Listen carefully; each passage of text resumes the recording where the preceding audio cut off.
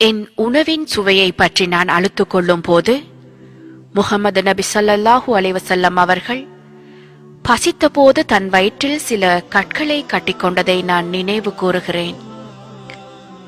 எனக்கு எவ்வளவு குறைந்த ஆடைகள் என்று நான் அழுத்துக் கொள்ளும் போது முஹம்மது நபி ஸல்லல்லாஹு அலைஹி வஸல்லம் அவர்கள் தங்கள் வாழ்க்கையில் 2 ஆடைகள் மட்டுமே வைத்திருந்ததை நான் நினைவு கூறுகிறேன்.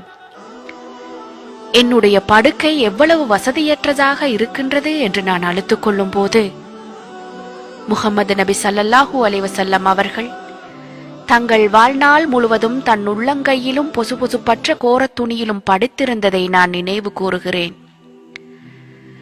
மற்றவர்களுக்கு பகிர்ந்து கொடுக்க எனக்கு மனம் வராத போது முஹம்மது நபி ஸல்லல்லாஹு அலைஹி வஸல்லம் அவர்கள் தங்களிடமுள்ள அனைத்தையும் மற்றவர்களுக்கென கொடுத்துவிட்டு தனக்கென எதையும் வைத்துக் கொள்ளாமல் இருந்ததை நான் நினைவு கூறுகிறேன்.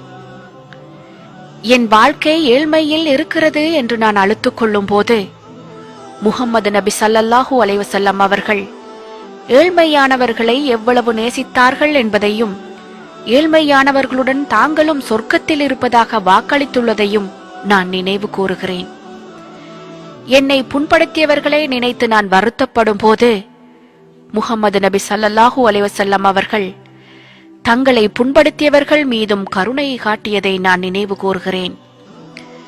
என்னை வெறுப்பவர்களை நான் நினைவு கூறும் போது முஹம்மது நபி ஸல்லல்லாஹு அலைஹி வஸல்லம் அவர்கள் தங்களை அவமானப்படுத்தியவர்களுக்காகவும் பிரார்த்தித்ததை நான் நினைவு கூறுகிறேன்.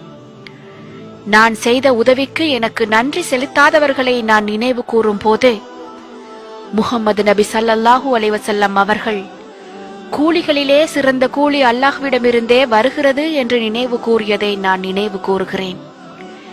என்னை யாரும் நேசிக்காத போது 1000 வருடங்களுக்கு முன்பே என்னை நேசித்த முஹம்மது நபி ஸல்லல்லாஹு அலைஹி வஸல்லம் அவர்கள் எனக்கு இருப்பதை நான் நினைவு கூறுகிறேன்.